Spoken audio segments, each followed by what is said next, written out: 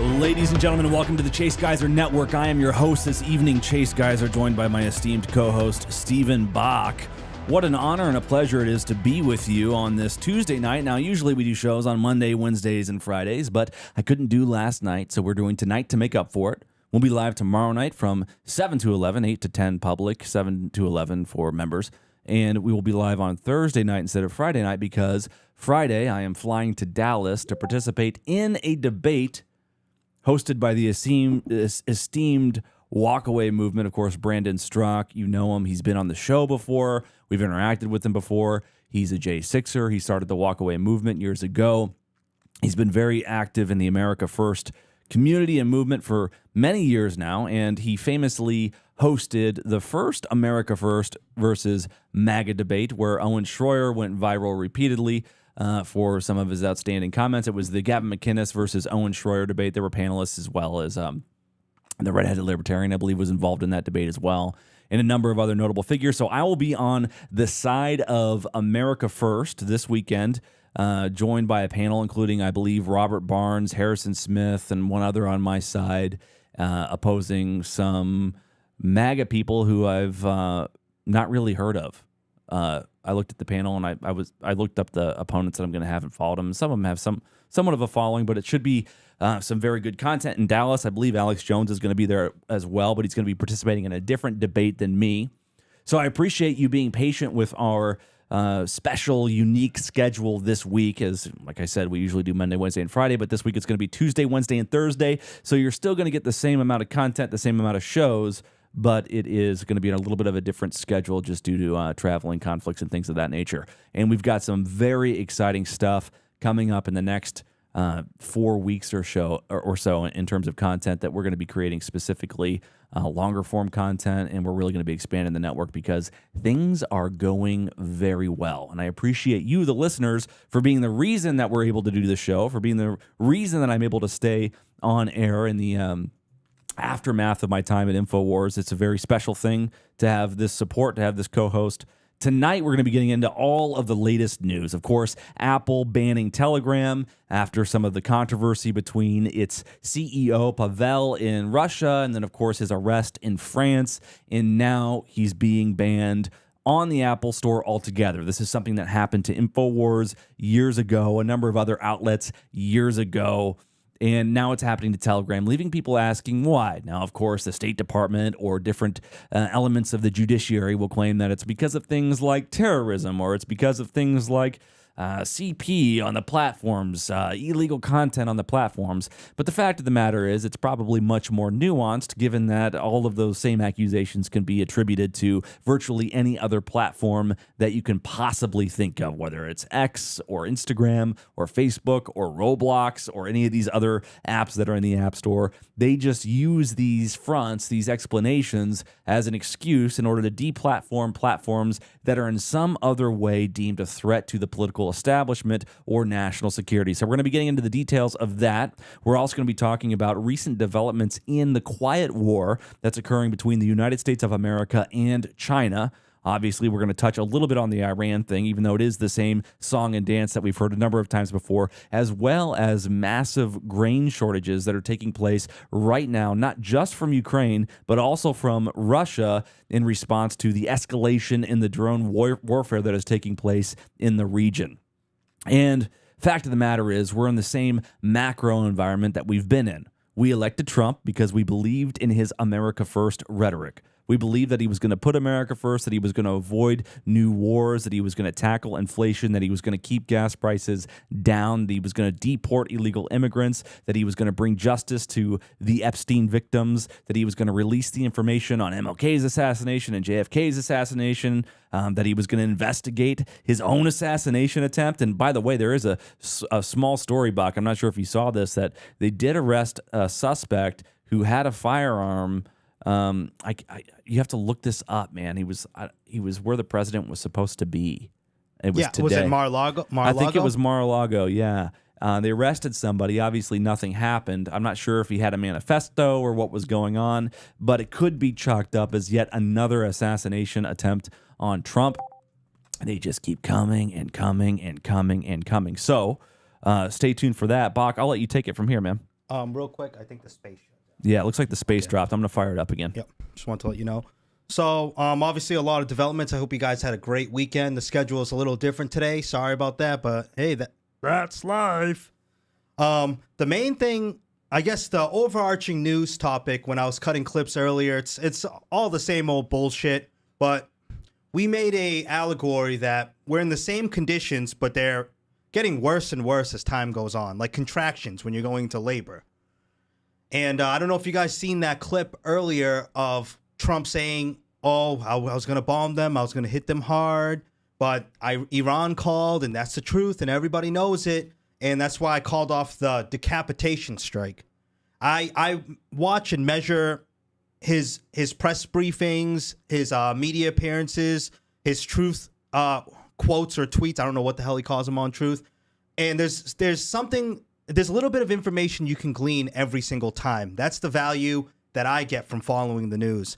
So if he's saying a decapitation strike is coming, I don't know what that means to you guys, but to me, that signals that he's going to start hitting power plants. He's going to start hitting railway yards. He's going to start hitting the shipping. He's going to start hitting roads, bridges, maybe another school thrown in there for good measure, because it's all gloves off. And we're going to cover some more interesting things with the technological angles of the war, because as the escalation ladder, as they climb rung by rung, and this thing escalates out of control, you're going to start seeing both sides playing their hidden hand, playing the ace up their sleeve, and using technologies that they would have rather have kept disclosed or hidden from the public. All right, Spaces is back up. All right, Nice. let's just get into the first clip here. Let's start with Bessent and then unpack it. Does that sound good? Yeah.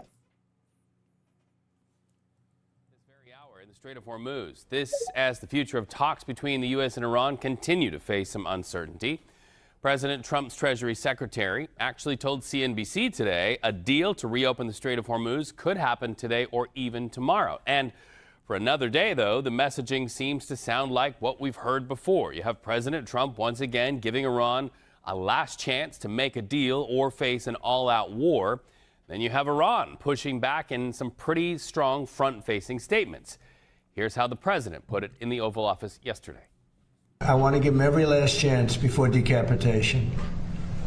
Very tough to do what we have planned, still planned. They called me and they said, please don't attack, we'll make a deal.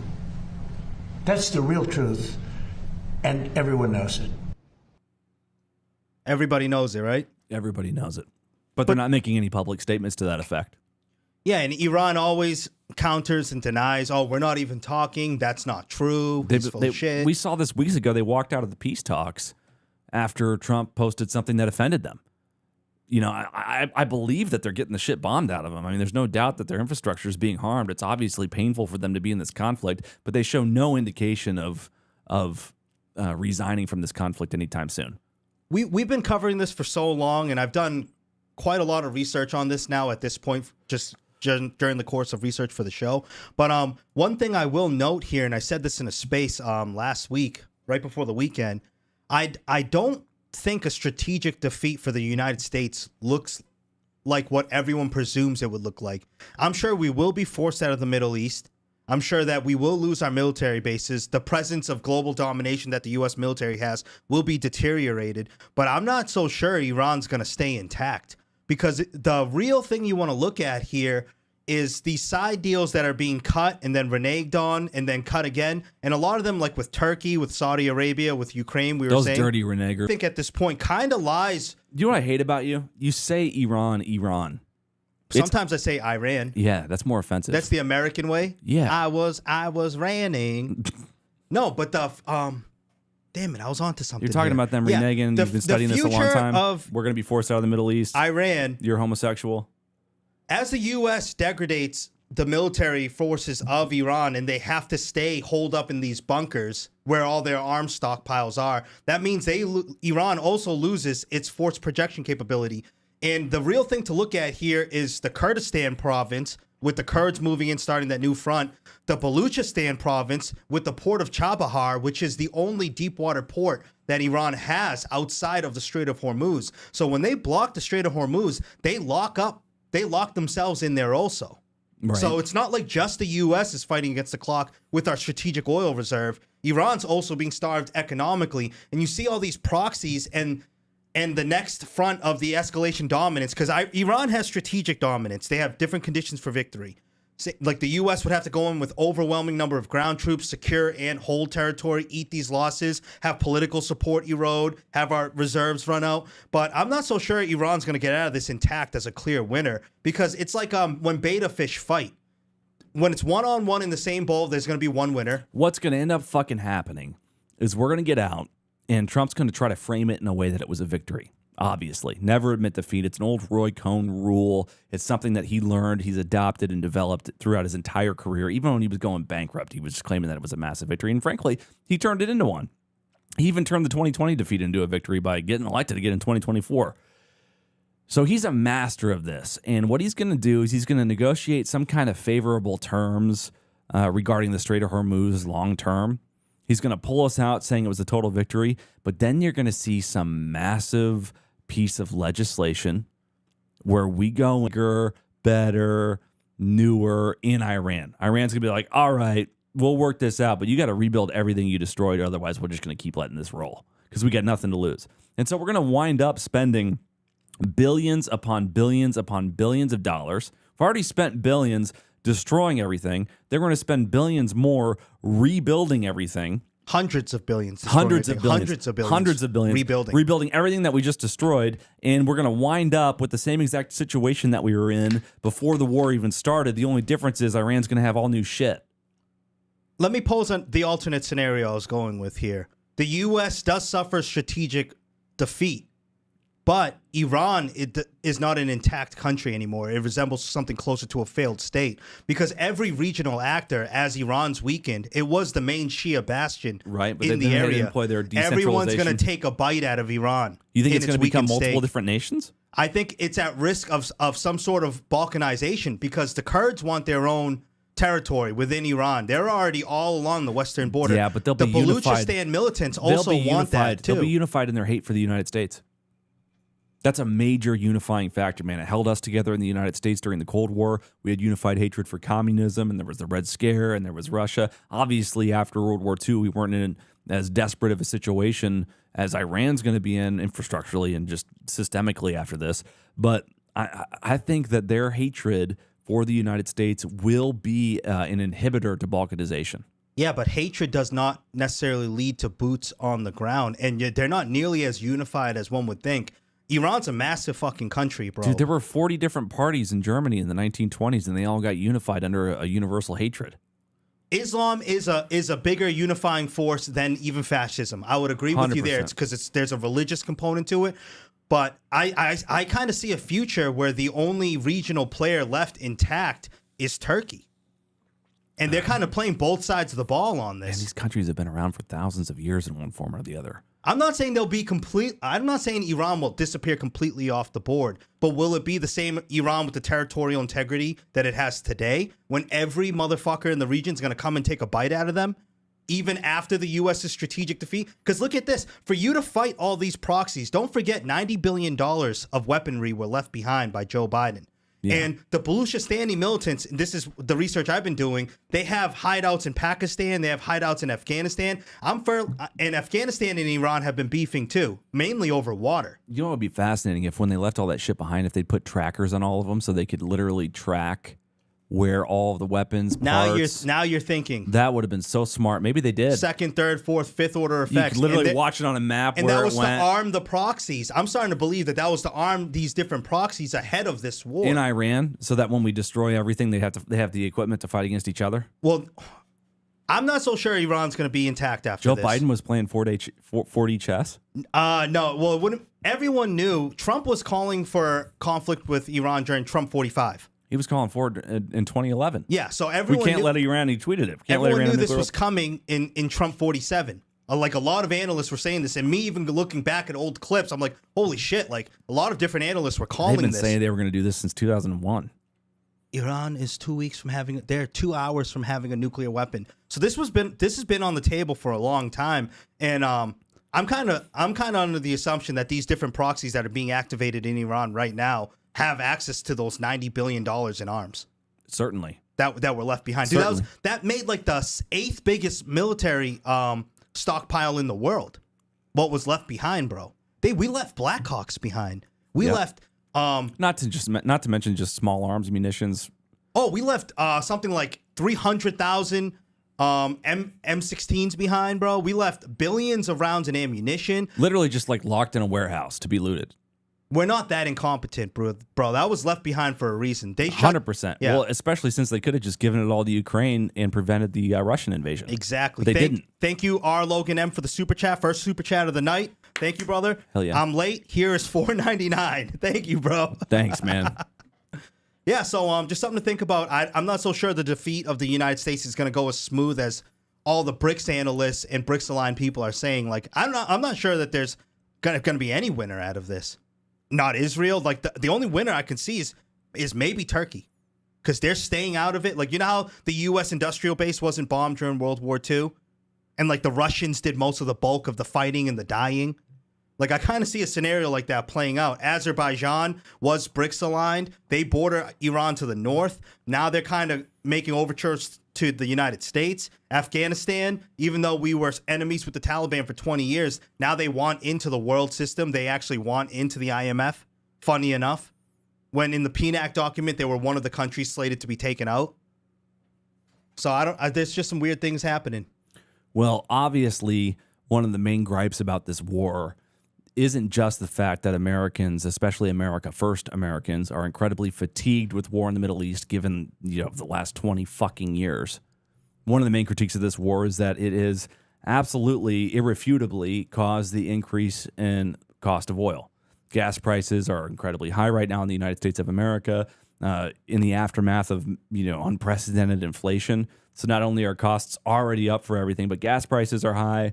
Wages don't seem to be keeping up with the rate of inflation. Artificial intelligence is replacing jobs, sometimes erroneously. Some of those reversals have been happening, but it's there's certainly domestic economic disruption taking place, and gas prices are high at the same time as well as inflation, right?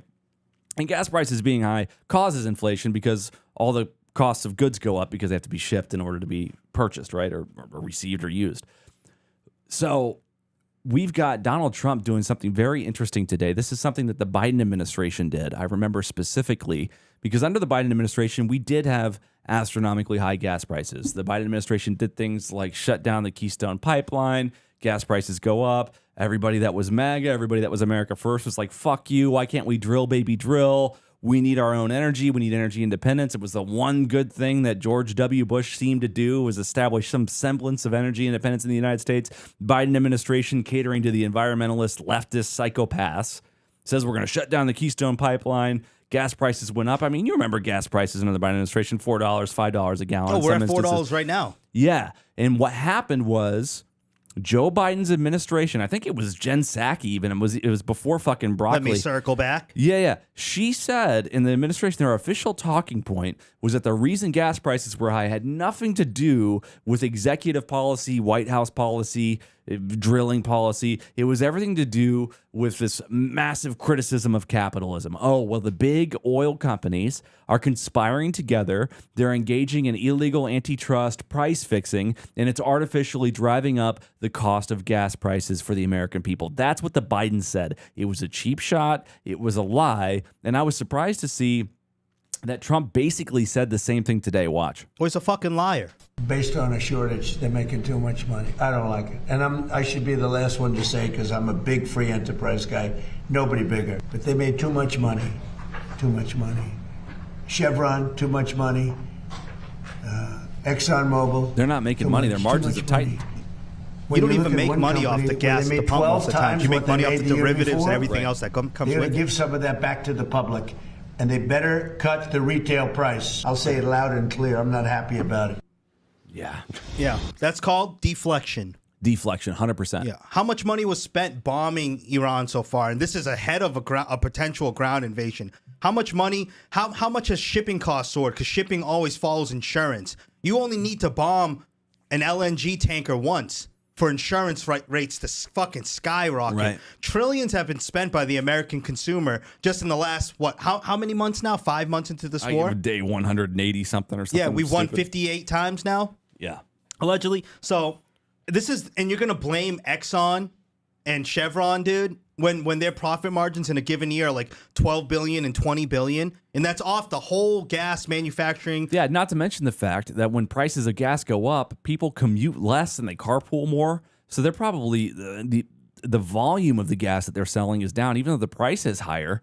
I bet you they're not making that much more. I mean, they're probably making a killing off the amount of oil that's being spent bombing and, having aircraft carriers move all the time and all that stuff. They're making money off the war directly. But that's nothing that the workers. But they're getting their the net effect from workers commuting. And the consumer stuff. Yeah. And another thing no one talks about is demand destruction. When you have oil, I believe it's hovering somewhere around $100 a barrel. Give or take, it'll be, higher or lower on a given day. But that real price with the shipping involved and the processing of it is really like $30 tacked on. So oil's really trading somewhere around 130. Crude oil is $75.24 per barrel. And Today? Brent crude oil is $78.90, yeah. But I bet you it dropped because there's all this talk again of the Strait of Hormuz being open I in the next haven't 24 checked hours. the daily price of oil. I know it was hovering somewhere around 100. For that would be a huge move. Yeah, it if they dropped, I say think, like 10% in the last 24 hours. And because there's been all these announcements that the war's almost over. That's the taco trade. That's the taco trade. Right. The psychological lift and then the bottom and then the lift and then the Right. bottom. It's why he's announced we won 50-something times. But I'm just going to go with the net of it's $100 a barrel, obviously other than the given market manipulation, which means it's really around 130. When oil hits around 150 to 180, demand destruction happens. Exactly what you said. People stop using the product. Yeah.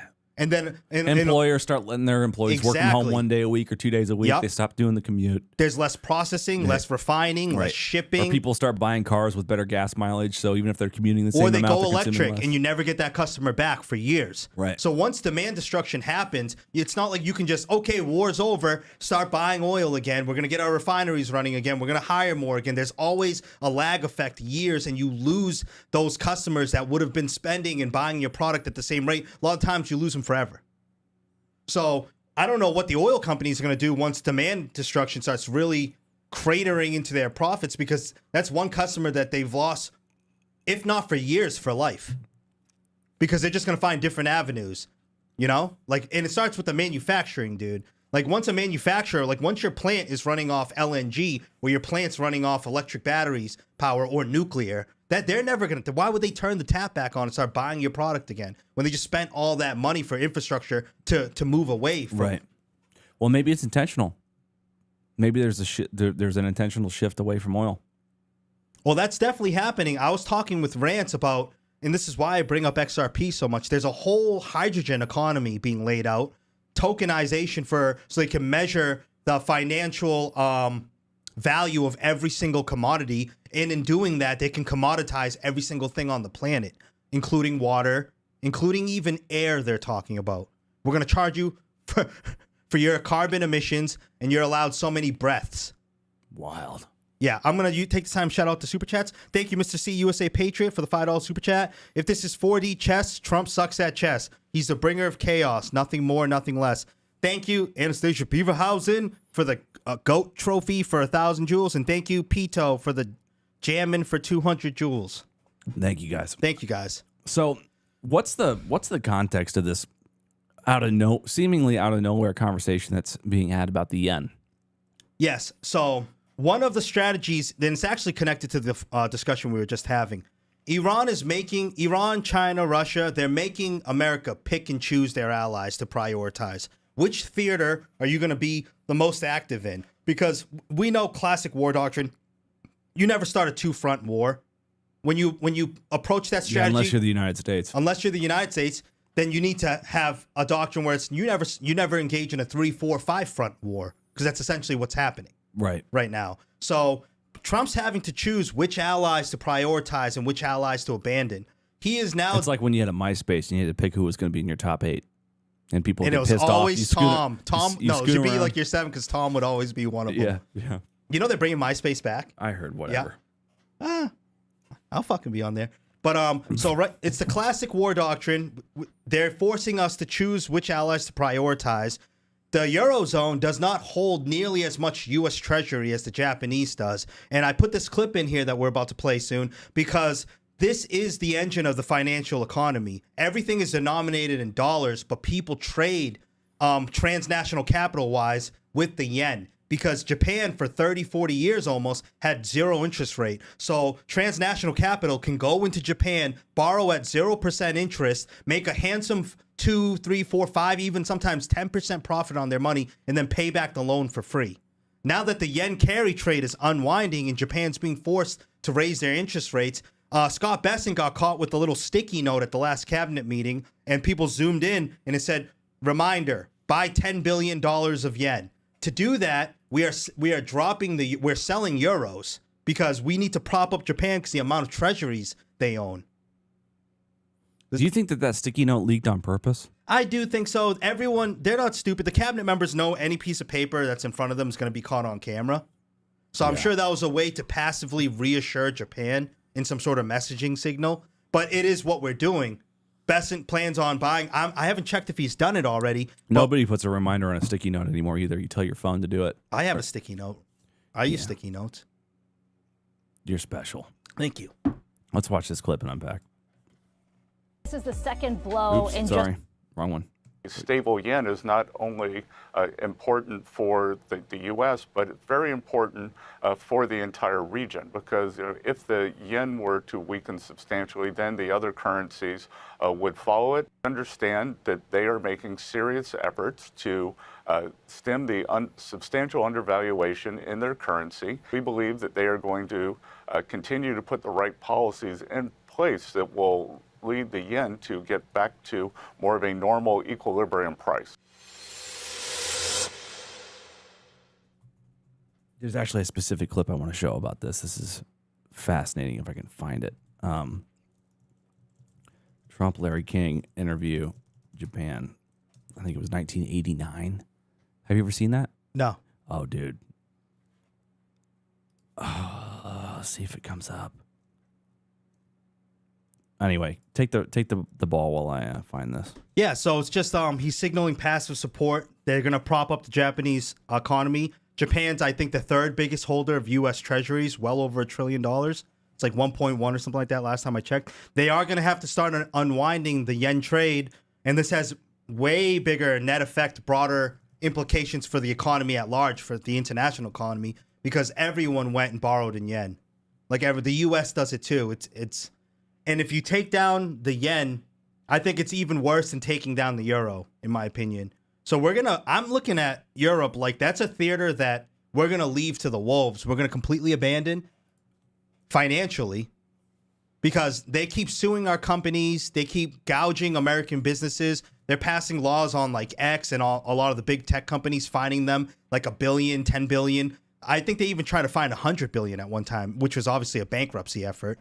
And, I just, I don't see how we're being stretched so thin, we can't prop up everyone financially anymore, and we can't even prop up the majority of our allies militarily. Like, once this Taiwan theater starts getting really active, which we're going to show you some clips of Chinese naval patrols, they keep clashing with Japan, they keep clashing with the Philippines, we're not going to be able to come to South Korea or Japan's rescue militarily. And then you'll probably see Japan overnight convert into a nuclear power because they're very smart. They have enriched uranium. In a span of 2 to 3 months, Japan could start producing nuclear weapons. Aren't they already a nuclear power? Yeah, but it's civilian use. So they keep the thresholds. No, aren't they? Don't they already have nuclear weapons? No, they host American nuclear weapons, if I'm correct. But they don't. But they just got rid of their pacification doctrine. So they're not a pacifist military anymore. The JDF, the Japanese Defense Force, has been rearming, similar to what Hitler did in the 30s, pretty much. They're rearming at a what was the not protracted, preemptive rate, pretty much. They're rearming at light speed right now, in ahead of escalation and conflict with China. Yeah, this Larry King clip I'm looking for has disappeared. I'll find it later. It's going to require a deep dive. I found the whole 20-minute interview, but I don't want to play that. Just FYI, I want to let you know. So we're abandoning the euro, which is but the yen is so risky. If there's genuinely about ready to be a massive conflict between China and Taiwan, Japan's fucked. Yes, They don't have a military defense industrial complex. They have just started rearming that whole industrial base. But Talk about a country that needs oil. Well, they need oil bad. They know the same that. problem they had in World War II. It's an island. It can be cut off. You cut off the Strait of Malacca, which will happen as soon as the Chinese theater, the whole southeastern theater, gets active. We already see Mandab. Unless they make a Red Sea. Unless they make Suez Canal infrastructure that's completely independent. If they go full nuclear in terms of even their carriers and their vessels and their plane, like there might be the tech now for them to just be oil independent. Well, that's what I'm saying. War drives innovation. It drives it in research, medicine, and all different fields. You know that. So I'm not going to discount Japanese ingenuity. They are the Germans of the East, essentially. I think they make shit better, even better than the Germans. Probably one of the best tech producers in the world. They're so innovative. So I'm not going to discount their ability to innovate away from what the situation is today. But they are not in a good situation for sure. Most Southeast Asian countries aren't in a good situation because they're so heavily reliant on the petrodollar and this whole oil system. Okay. What about China phasing out its biggest chip manufacturer? Well, this is the other thing too. So we've covered that China, a Chinese company has. I played a clip on accident. That's Sorry. all right. The Chinese company has IPO'd, claiming they could produce 5 lithograph machines a year of the highest quality. Because there's different types of lithography. It goes from and for basic, years they couldn't keep up with ours. Now they found somebody that can make them faster, cheaper. and that caused the Korean stock market, the Kospi, to collapse. Right. And it has implications for the MAG 7 and our stock market because the Koreans modeled their stock market after us. It's heavily weighted. It's all the top dogs that bring most of the gains. So Samsung and SK Hynix. We are investing in Japan then, probably to in preparation of a anticipated escalation between China and Taiwan. Because an investment in Japanese military, industrial, their currency, their economy, their whole civilization, and we make them a strategic ally that can act as another blocker. Yes. For China, without us just directly having to be responsible as the defense for Taiwan, right? They would have never been. Remember, they're essentially a colony of the United States financially. They would have never been given the green light to militarize. We'll take again. the oil in Venezuela. We'll refine it. We'll ensure that you get it, Japan, as long as you develop your military and act as Taiwan's primary shield, because we have to focus our own military industrial complex in Ukraine and in Iran. And because that is one big energy corridor. Ukraine and Iran are like 700 miles apart, and everything in between is starting to heat up. And then what you do, since you're using Japan to defend Taiwan instead of defending Taiwan directly, you can then go to Xi and you can say, "All right, Xi, we're trying to work things out with Iran. We're trying to neutralize this escalation that's taking place. We promise to withdraw or withhold military support for Taiwan in exchange for some of your concessions," right? Yep. China loves it because we're backing away directly from Taiwan, but we're able to mitigate that exposure, that vulnerability by propping up Japan, and then Japan kind of replaces us as the Taiwanese defense. And remember Japan's history. They were very effective at warfare. We have pretty much. I saw Tom Cruise in The Last Samurai. Dude, these are the descendants of the samurais and the kamikaze warriors. In Japan, family honor and honor of the emperor and the country was held in the highest regard over self-preservation, over anything. I'm sure Trump's talking to Z behind closed doors like, do you really fucking want a nuclear-armed Japan? Because I'll give the go-ahead. I just gave the go-ahead for them to rearm and militarize again. Don't forget Unit 700? When they did the biological experiments on the Chinese? No. In the Chinese mainland? The Japanese did that? Yeah, the Japanese did that, yeah. Baller. Dude, they raped.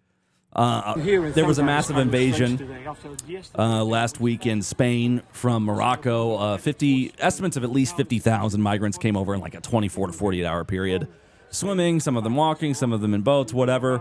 And apparently now they're being escorted out of Spain by the tens of thousands, allegedly. Now, obviously, they're not going to catch them all. They're probably exaggerating the extent to which they're reversing the problem, but it does seem like it's being directly handled. What are your thoughts on this? I mean, the figures vary wildly from media outlet to media outlet. Some were saying 40,000, others were saying 60, some were saying as high as 88,000. So in this clip I pulled up for tonight's show, they're saying that they deported out 45,000. If the higher end estimates are true, half of what came in is still there.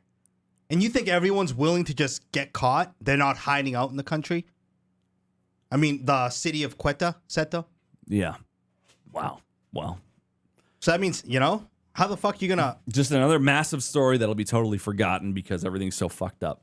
And going back to clip 103, we don't have to play because we explained it.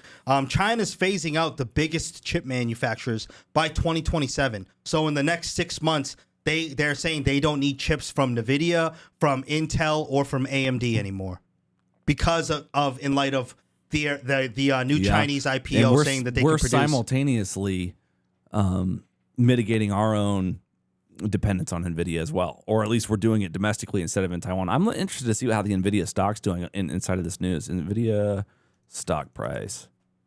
Well, it's still up 5% today. Yeah, well, that would come in terms of the market manipulation Trump keeps doing too. No, I think there's some context we're missing. I don't think it's just manipulation. No, that's a tech company. This is a tech war related issue. But the S&P is still the Mag 7. If China's going to totally eliminate its demand for NVIDIA chips, you would think that the market would be responding to that. There's more going on here. Do they just get some massive contract from the military-industrial complex in the United States? That's a really good point, yeah. Something that hit Friday's news cycle. AMD shares fall 8% as Elon Musk commits to NVIDIA chips for SpaceX. That's what it was. SpaceX is buying them. 5 hours ago, Wall Street Journal. That's why it's up 5%. Did you see that Musk is getting sued by the company that created the Colossus 1, Colossus 2 rockets? He's saying that he never paid them. He didn't pay for the rockets? I just seen it as a headline. Nobody makes a rocket without a deposit. I'm sure he made a deposit, but maybe he never finished paying them. Maybe SpaceX isn't as financially sound as everyone thinks it is right now. I find that very hard to believe because in order to get the government contracts to the level that that SpaceX does, there's massive financial audits. I'm going to grok it. The government is not going to pay a company hundreds of billions of dollars to develop rocket and satellite technology if they're not financially sound. You know what I mean? When you apply for a federal contract like that, they go through all your books like crazy, man. How much is he suing for? I'm grokking it right now so I can get the exact. We'll get to the bottom of it. The exact figures. But I did see that across my and that's probably not even Elon's fault because it's a publicly traded company, right? Or SpaceX? Is it? Well, at the time that they would have had these contracts being fulfilled, it didn't IPO. So it wasn't. They'll pay it. There's probably some dispute on whether or not the contract was fulfilled. It's probably a 5,000-page contract. It's like reading the Affordable Care Act. Okay, this is weird. Maybe that headline was wrong. It says, no, Elon Musk and XAI are not being sued by the makers of Colossus 1 or Colossus 2. It is a NAACP lawsuit filed in April. The NAACP? Yeah, NAACP. A discrimination lawsuit? No, National and Mississippi Conference, represented by Earth Justice and Southern Environmental Law Center. They're suing because they claim that SpaceX operated dozens of unpermitted natural gas turbines at the South Haven, Mississippi site. Tied to Colossus 2. Who gives a fuck? Without required air permits. Yeah. Yeah, see, fuck you, dude. Air permits. Dude. What the fuck? I'll give you an air permit. Scumbags. Yeah, that's just people grabbing money, dude. That's bullshit. Thank you, Leroy Long, for subscribing to be a member of the YouTube channel. Hell yeah, my ninja. Global grain disruption. Let's play this. Remember at the opening of the special military operation when Russia crossed the border into Ukraine, they were holding Ukraine's grain shipments hostage from leaving out of the Black Sea and transiting through that whole, I forgot what they call that whole canal corridor, the Azov-Donbass corridor right there. But the problem now, 4 or 5 years into this war, is that Ukraine has refined its own striking and force projection capability so much that Russian grain is now being held hostage on top of the Ukrainian grain. And those are... Yeah, but hold on. Let's do an actual analysis on this. How much of Russia's agricultural economy, that industry of its economy, is dependent on exports? Because it's a huge country. There's a lot of people in it. Do they primarily consume their own grain production? It's not the United States. I mean, we have massive agricultural exports, particularly soybeans to China. Our farmers, our farmland is heavily dependent on international trade. But I mean, I know obviously Russia's economy was, at least at the beginning of this conflict, heavily dependent on natural gas and energy exports. That's why we blew up the pipeline. And then, Biden said he didn't do it, even though he said he was going to do it. All that bullshit that everybody remembers. How dependent is Russia's economy on exporting grain? Did you grok? I'm grokking it right now. I remember there was a quote from Putin maybe close to 10 years ago. We will be the biggest organic food distributor in the world, exporter in the world. So I'm looking, I just grokked it. Yes, Russia is a major grain exporter and currently the world's leading wheat exporter. Okay. Ukraine is also a major grain exporter. We knew that. Year to year, they're like second or third, especially in that so the breadbasket fact Putin region. said that, he was probably thinking that he was going to acquire the exporting from Ukraine. I bet yes, that was part of it. He thought the war would be over by now and that he'd have that whole Eastern Donbass breadbasket region. No, I think he knows what he's doing. I think he's going to take total control.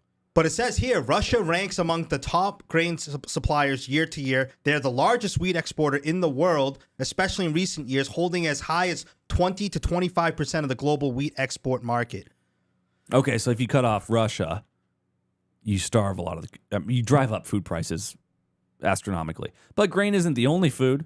No, but it's the shelf stable food. Like we make so much of our food from corn, especially GMO engineered corn. Sure. In the West. Yeah, but we make our own corn. Yes. In the United States. Because if you're holding back exports of wheat, of rice, of corn, that's all the shelf stable food. This is fascinating because if Ukraine and Russia are fucked in terms of grain exports, that's a massive opportunity for our farmers. Because then we become the primary supplier. But at the same time, our prices farmers need up. fertilizer that's being withheld from the Strait of Hormuz. And if you think the migrant flows were bad, once the Dems, if the Dems get back in 28, how difficult is it for us to replace the supply of fertilizer from Russia? Extremely difficult. They're the number one. It can't be made anywhere in North America. It's not that it can't. You don't make. So there's what's that gasification Formaldehyde process? and No. It's you get phosphorus. You get what the fuck? There's something. It's like the gasification process.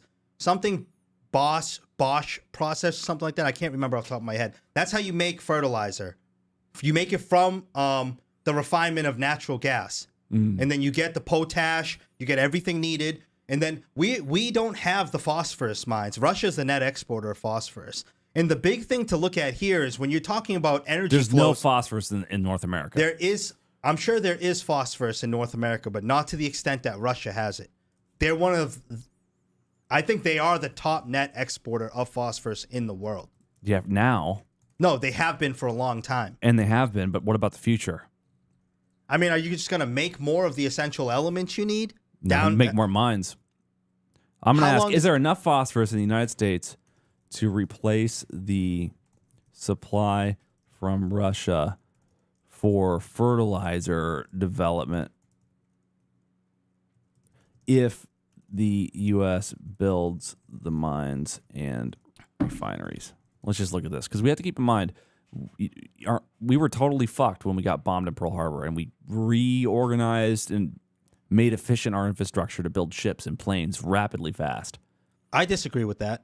What do you mean you disagree with that? I think Pearl Harbor was a planned operation. We had broken the Japanese Enigma machines. We had known that this attack was planned. Oh yeah, I think they allowed it to happen. They allowed it to happen, but they awakened a sleeping giant when they did that. They even said so themselves. All right, let's take a look.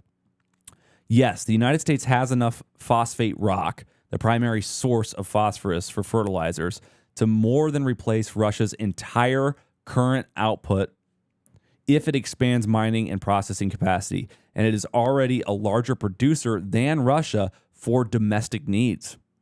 So I did not know that. The United States has 1 million metric tons. We have 1,000 million metric tons. Russia has 2,400 million metric tons. Our production, though, is 20 million metric tons, and Russia's is 14 million metric tons. So Morocco dominates global reserves. That's very interesting. China, Egypt, Tunisia, Algeria, and others hold the rest of the large shares. Global resources, whatever. U.S. already produces more phosphate rock than Russia. U.S. apparent consumption is roughly 21 to 22 million tons per year. Imports have risen to about 3.4 million tons, almost entirely from Peru in recent years, as Florida's higher grade reserves decline in quantity and P2O2 content. I guess that's probably phosphate or Is that coming from guano, though? So for U.S. domestic fertilizer needs, the U.S. is largely self-sufficient in phosphate rock and already produces more than enough for its own use, plus some exports of finished fertilizers. Russian phosphate rock is not a major U.S. import source. Russia does export some finished phosphatic fertilizers and larger volumes of nitrogen and potash fertilizers, but the phosphate rock gap from cutting off Russia would be small relative to U.S. production and reserves. Replacing Russia's global production, U.S. reserves of 1 billion tons could support a significant production increase for decades. So we're independent of phosphate from Russia. Well, phosphate rock is one element of it, but to get nitrogen-based fertilizers, I'm grokking this right now because I can remember I got the last part of the method correct. You need gasification. You need LNG. Yeah, but to complete we've got the so process. much fucking natural gas here too. Well, it involves ammonia, it involves phosphorus, it involves nitrogen. That's one element of it. I didn't know we actually had that much phosphate rock here. Yeah, so the Bosch fertilizer production process refers primarily to the Haber-Bosch process, the industrial method for synthesizing ammonia that forms the foundation of virtually all modern synthetic nitrogen fertilizer. It's like 100-year-old method. It was invented in 1909, but there's different inputs. Just because we have one of them. The U.S. produces most of its own ammonia, phosphorus, but potash, this is the clearest vulnerability. Is it pronounced potash or potash? Yeah. Potash. The U.S. produces very little potash domestically, roughly 0.4 to 0.5 million tons of... Is that what Russia has a monopoly on, potash? Yes, okay. And relies on imports for the vast majority of needs. Canada is by far the dominant supplier. Russia is important, but secondary. U.S. reserves exist, about 220 million tons, and there are deeper resources in the Williston Basin in Montana and North Dakota, plus a new project advancing in Michigan. But scaling domestic production enough to meaningfully displace imports would require major capital, time, and permitting. So it's probably a good time. I'm not giving financial advice to invest in any U.S. companies seeking to develop, mine, or refine potash. Oh, any mining company. Copper, gold, silver, uranium. So in the near term, Canada would be the primary replacement source if Russian volumes disappeared. So the bottom line is the U.S. is not critically dependent on Russia for overall fertilizer supply the way it is on Canada for potash. Russia matters most for nitrogen fertilizers, especially urea, and secondarily for potash. Phosphorus exposure is limited. Cutting off Russian supply would raise prices and tighten markets temporarily, particularly for nitrogen products, but the system could adjust through higher domestic output, nitrogen and phosphorus, increased Canadian potash, and other global suppliers. True long-term resilience would require more U.S. potash mining capacity and additional nitrogen upgrading. Urea plants, not just raw ammonia. Russia's a major global fertilizer exporter across all three nutrients, so disruption there would affect prices if the U.S., even if the U.S. can source alternatives. The bigger structural issue for the U.S. remains potash concentration on Canada rather than Russian specifically. But that's just the input of the raw commodities themselves. We don't produce a lot of this specialized mining equipment. Yeah. We don't even have the stuff to build the plants to process the commodities a lot, you know? Yeah, well, we could solve that problem in 5 years. During war? Yeah, 100%. Really? You're very optimistic today. Trust me, you get fucking executive orders, military industrial complex, fat federal contracts in there, and then a little bit of nepotism. You'll see some fucking refineries come up. 100%. Oh, my freedom boner. Baron Trump will be the fucking CEO. Dad, don't forget the Haber-Bosch process. Hunter Biden will be on the fucking board. Nancy Pelosi's, like it'll be fucked up. Don but it'll Jr.'s out there in overalls. This is how I make my potash. It'll get done. Yeah. Oh, but the main point I want to make is when people think of restricted energy flows, they think of LNG, they think of oil, but they don't think of calories. They don't think of food. So if Russia's supplying Africa, the Middle East with a lot of these grains, and that gets restricted, and a Democratic administration comes in, think of the osmotic pressure from all these people starving to death, flooding over the strait into Europe, coming up from even South America too, if Argentina and Brazil don't expand their production of food. So this is going to have second, third, fourth order effects.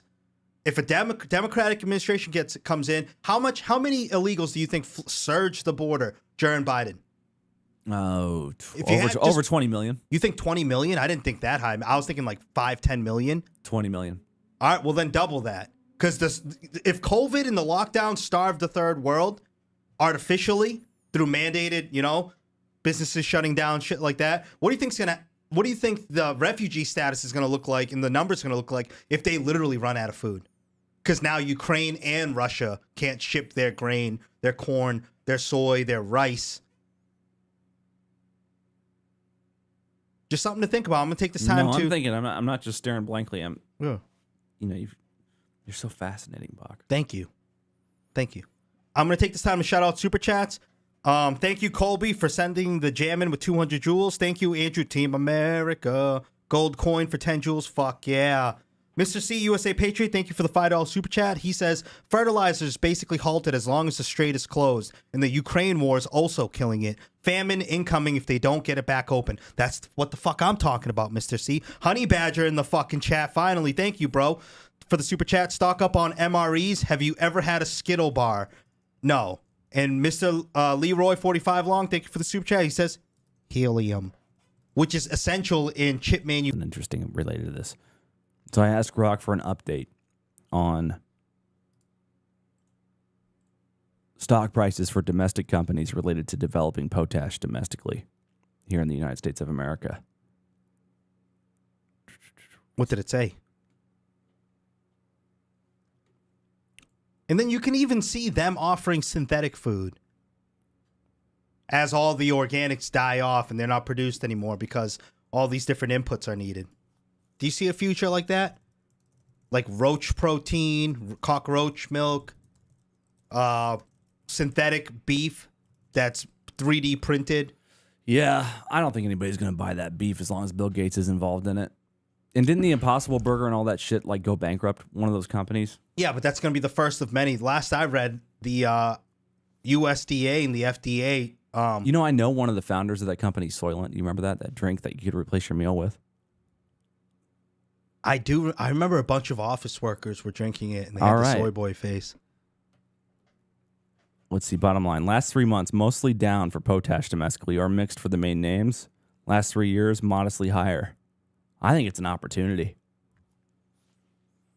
Yeah, but it's hard enough to get this investment in during peacetime, dude. You think we're gonna fast track it and get it built and done by the time we actually need it to stop? I think it's so funny, man, how you go on, and I'm not saying it like that expression has a negative connotation. I don't mean it, but you go on about breakaway civilization, bunkers, post-collapse preparation among this political class elite, and at the same time, you think it's unlikely that they've thought of or that they're capable of from the political level finding a way to develop like absolutely essential. Chase, there's a reason for that. Because they never built that shit with you or me in mind. They built it to selfishly hoard it to themselves. Yeah. They want you and me to starve. Yeah, but they still need crops every year.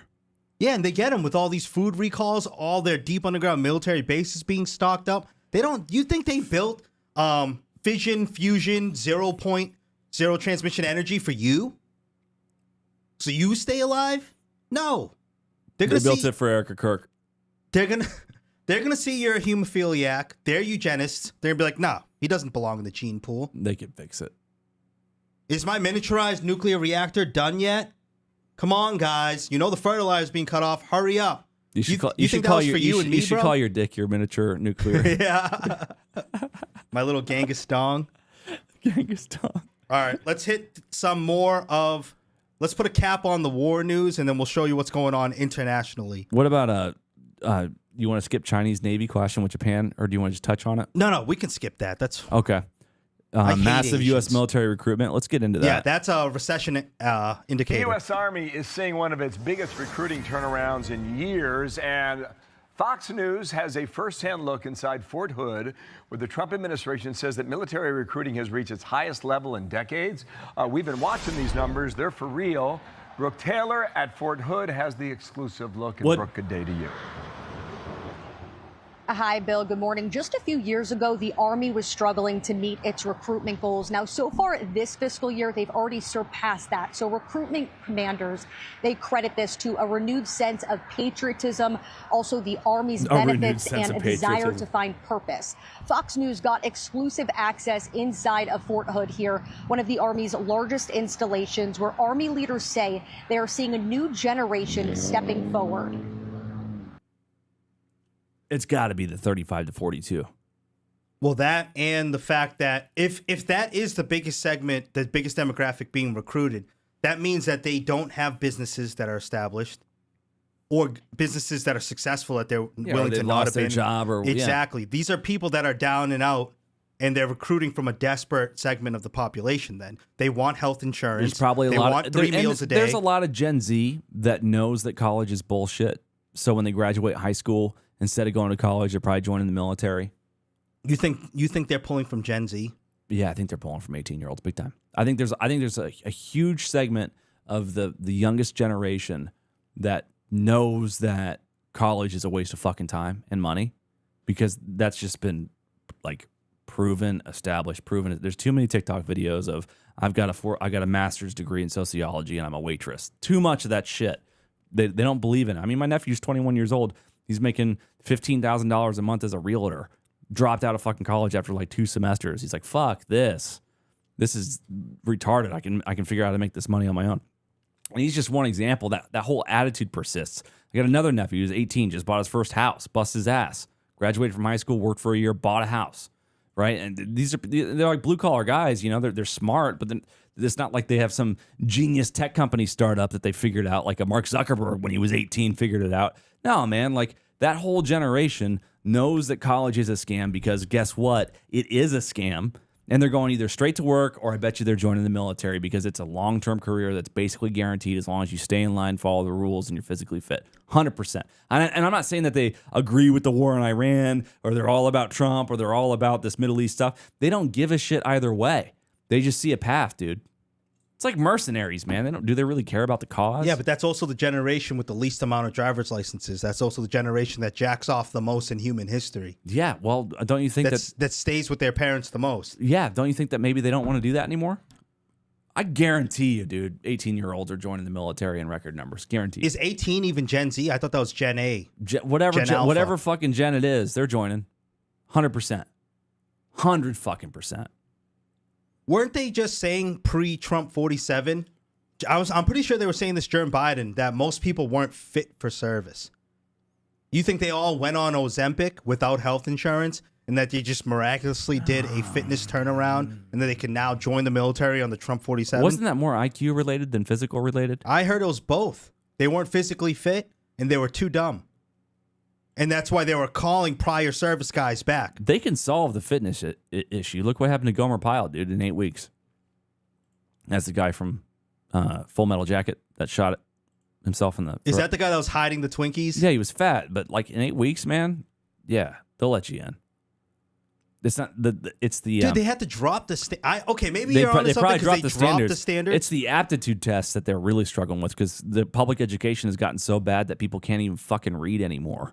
And traditionally speaking, people that joined the military were largely minorities, right? You don't have a whole lot of other opportunities. Well, that's a whole nother thing. Maybe they're recruiting from the pool of all the illegals that were in here since 2020 to 2024. You can't be illegal in the military.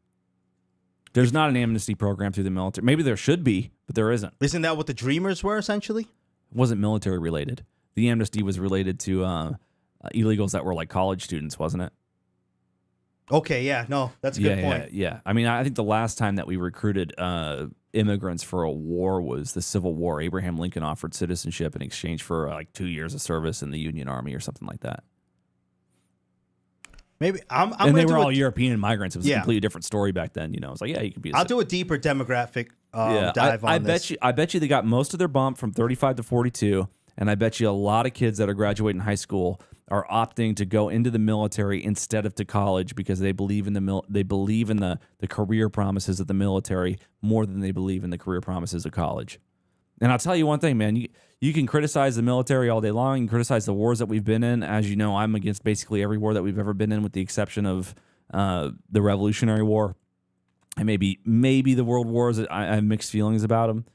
But the military, you don't see a lot of people that join the military that are like, man, that was such a bad career move. You see people that join the military that regret, being in combat for 2 years and, they had traumatic experiences, but no one's like, man, I wish I would have.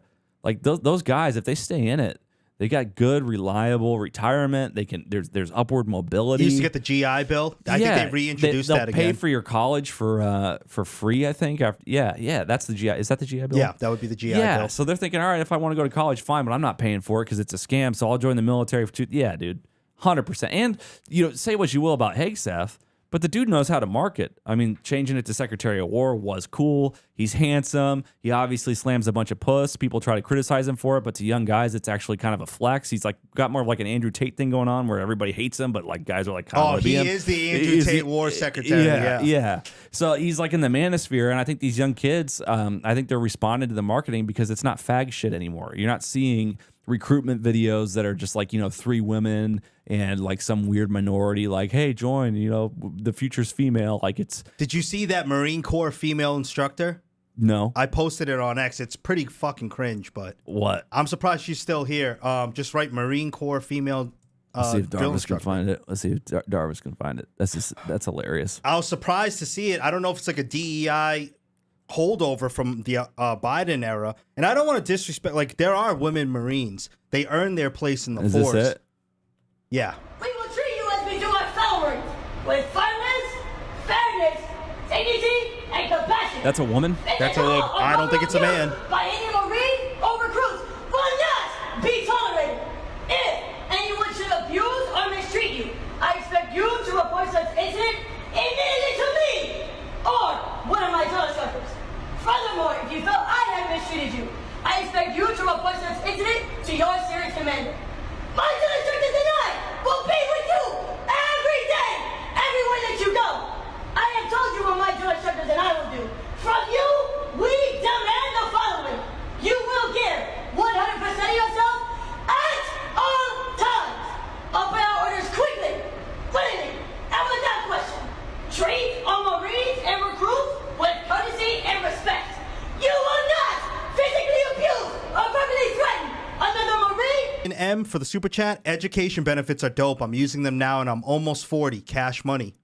There you go. Yeah, I don't know if he's been in the service for a while. Thank you, Nick J, for the $20 super chat. Very generous, sir. The GOP Senate continues to betray Trump and the voters. Oh, Thune? That faggot? A bricked up Dem Only majority. portions of the SAVE Act are going to pass. You know what portion he's talking about. He's talking about the portion that merges Israeli intelligence with U.S. intelligence. Because remember, they married that to the SAVE Act, at least in Congress. I bet you they're going to do the same thing in the Senate. I thought he was talking about the other portion. Like the actual SAVE Act and just excluding that for another separate bill now. No. That's the one of the ones that's going to get passed because it's got bipartisan support by the Uniparty. What a fucking faggot.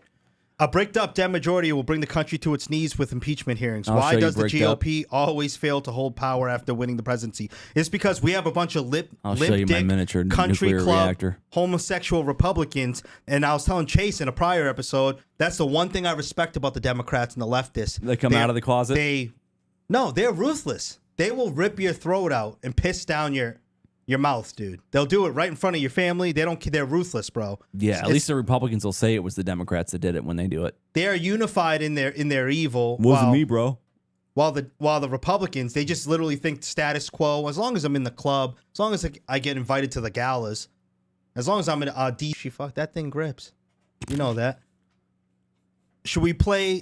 So this next segment of clips, it's 3 clips in a row. I think that people are climbing up the rung of the escalation ladder, and now we're starting to see a lot of the next generation tech. If it's not the breakaway civilization stuff, it's certainly the advanced stuff the military's been sitting on. 108. Yep, 108. From Russia now, the country has unveiled a new electronic warfare system designed to disrupt Starlink satellite communications. Even though the color of her face doesn't match the color of her neck. Rather than ground terminals. According to Tech Radar, the system called WalkAway is designed to temporarily block Starlink connectivity over a designated area without physically damaging the satellites. According to Tech Radar, the system uses a narrow-beam high-frequency radio signal to interfere directly with Starlink satellites in low Earth orbit. According to Dmitry Kuzyakin, Oh my God, who is I the bet general you. designer of the Center for Integrated Unmanned Solutions, the system overloads the satellite's receiving antennas, preventing Okay, them I from can't handle the detecting accent anymore. No, it's all right, sent yeah. by ground. I fucking hate the accent. Main point of the clip is now you're starting to see frequency, magnetism. You're starting to see all sorts of passive electronic signals that are unjammable. You're starting to see a lot of exotic technology being rolled out. Russia was caught like a year ago smuggling Starlink terminals in. They had requested Elon to either support both sides or stop. But the main thing that I find funny here is Russia, you would think they would have a vested interest in just outright destroying the Starlink satellites. But she said, Well, destroying them is another level of escalation to temporarily disabling so them. it shows a sophistication, Then you're specifically destroying U.S. infrastructure, yeah. which is really an act of war. But if you just jam it, And she even said without damaging the satellite. right? You They know? don't want to damage it. They just want to make it. They just want to disable it. So and Ukraine, a lot of their interior strikes into Russia are guided by Starlink, like the connection Yeah. to the drones. Everybody knows. Yep. Okay. Now this is a weapon. Well, not a. It's really a defensive system that the U.S. Hammer has gun? unveiled. Yep. Clip 109. Hit it. Interesting development out here. The hammer of the gods. Holy shit, Mitch McConnell's All right, okay. a new Army weapon. I'm not sure I understand it. Diverting missiles and protecting us. We've got our own weapon here. Look at that fucking Pennsylvania neck, Senator, dude. the great Dave McCormick, himself an Army combat veteran who served in the 82nd Airborne Division in Iraq. God bless him for that. Senator McCormick, do you know much about this Army of the gods that hit the papers today? You know, I don't know much about it, Larry. I read Hammer of the about it. gods. It Yeah. sounds remarkable, but I think it's an example of the changing nature of warfare. Warfare has changed dramatically from the time I was in the Gulf War till now. It's a completely different battlefield. So Now let's turn to the Indo-Pacific. In a first, the U.S. has deployed hypersonic missiles closer to China, known as the Dark Eagle. What the This fuck weapon with can these reach accents? speeds greater than Mach 5. They're That the only is ones more really than covering 5 this. times the speed of It's sound. foreign. I go foreign The U.S. media deployed too. the missile to a tiny fortified island Would. called Guam. From there, mainland China Okay. is in striking. Main point: Trump has Beijing in missile range. No, well, the main point is we've lagged behind in hypersonic missile production and fielding. No, we haven't, dude. Well, we have at scale. This is true. We want to exaggerate the threat that is our enemies, and we want to purposefully under publicize our own capabilities for two reasons. Obviously, there's the information warfare element with our enemies, right? We want them to underestimate us, but the primary thing is we need that to justify public support for increased spending for military development. We did the same thing in the Cold War. We exaggerated the threat that was the Soviet Union, claiming that they were at the height of their power 6 months before their collapse. We've talked about this before. I don't want to make the same point over and over again. But yeah, we're behind in drones, so we need to invest more. We're behind in nuclear capabilities, so we need to invest more. We're behind in munitions, so we need to invest more. That's all just fucking scratching the back of Boeing and Remington and you name any other industrial. No, fuck. Northrop Grumman, Lockheed. Yeah, dude. You don't think two things can be true at once, though? I do think two things can be true Like at we once. could actually be behind in certain fields. It's possible. I highly doubt it. Like I never bought if there's it that we one fucking thing we do in the United States, it's spend a shit ton of fucking money, black budget money on technology, weapons development, and we've proven time and time again as a civilization, certainly up to present day. It could be more narrow than it used to be, but our technology is always fucking first. It's first and then copied, first and then copied. The fucking internet, all the tech stuff, all the software, all of the major technological developments have come from the United States for the last 50 years, and they mostly come from spending from the military industrial complex or the military apparatus. And we always understate our own capabilities, overstate the foreign threats, and then use that to justify massive amounts of funding to the DoD. And they keep it all kind of quiet, then they slow roll it. They keep it quiet, they slow roll it. There's no fucking way that we could not set the entire planet on fire or create an earthquake all over the fucking planet right now as we speak if we wanted to. We have the capabilities.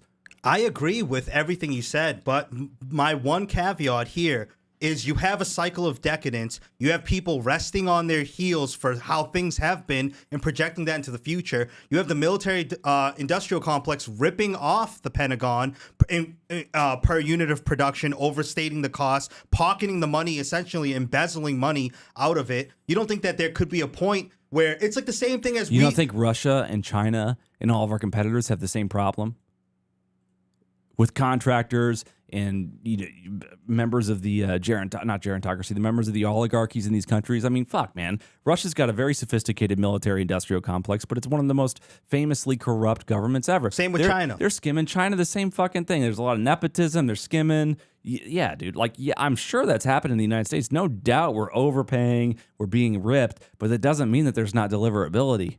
I never once bought the fact that they were saying the U.S. doesn't have hypersonics. I never bought that whole line of bullshit. Yeah, bullshit. But I do think it's the same thing as why are we shooting down Shaheeds that are $50,000, $100,000, the more sophisticated ones, with $2 million interceptors, $3, $4, $5 million interceptors. There is a parity there. There is a cost but our economy is so much more powerful than our opponents that us spending $2 million is less painful than some of these countries spending $50,000, especially when we can freeze all their assets like in Iran because they have to use the dollar to trade oil.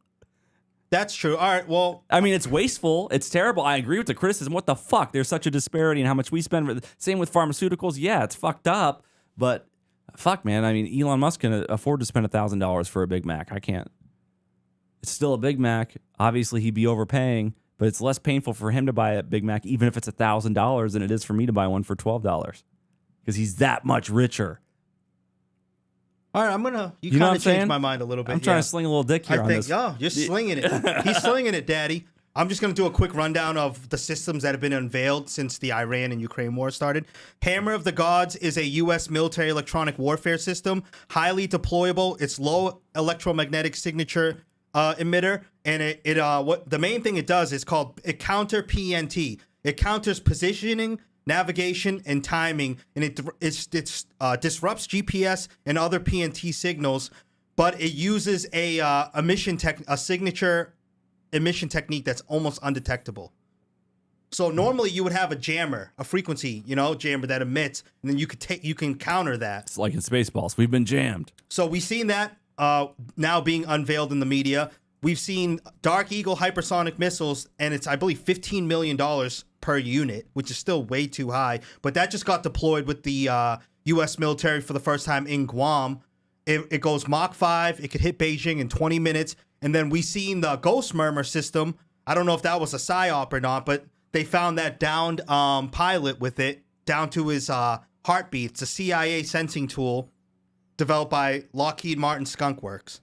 So you can start. It uses quantum. All right, I'm going to take this time to shout out 2 super chats that we just got. You two will get better numbers than anybody else on AJN Live. Alex has to know. This is from Leroy45 Long. He's the only one that will pull more views. He has $5 on it. Thank you for the super chat.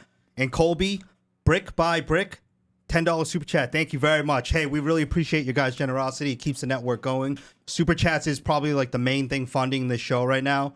And subs on chasegeyser.com, but closely followed by super chats. Yeah. Yep. So, and we'd love to expand to 5 days a week. Obviously, it's going to take a lot of time and a lot more effort, but we are using this money and this funding to build a lot of assets behind the scenes, and we fully intend on going through with our promises for building everything out and growing the network. So thank you for your generosity, guys. Let's move on to... Oh, should we play clip 110 with our boy Eric Hecker? Yeah, my ninja. I almost said it. Fighter pilot Matthew Wiz Buckley and South Pole whistleblower Eric J. Hecker. Great to see you both. So Eric, looking good with the beard. Catherine told us also that she has heard potentially there are these attacks that have happened outside the executive office building in Washington, D.C., which is right next to the White House. So for many people who don't understand what these weapons do and they're freaked out by them, how do they work? Oh, yeah. Katie Pavlik was always... You would say it's an extension of Tesla technology, the ability to move energy from point A to point B without the conventional means of, warheads and things like that. A standard weapon delivers an explosion, but through a conventional means. It's a payload.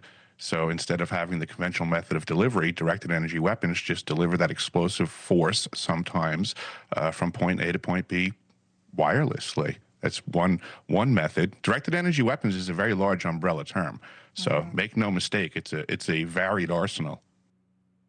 And we had Hecker on the show, what, 2 months ago? Not even that long ago. Not even that long ago. And he was saying all the shit he saw in the Antarctic. We definitely have a breakaway civilization. We definitely have technology that's been slept on. Probably even held back largely from the military, too. Fuck yeah. Yeah, so the There's military... no way we don't have hypersonic missiles.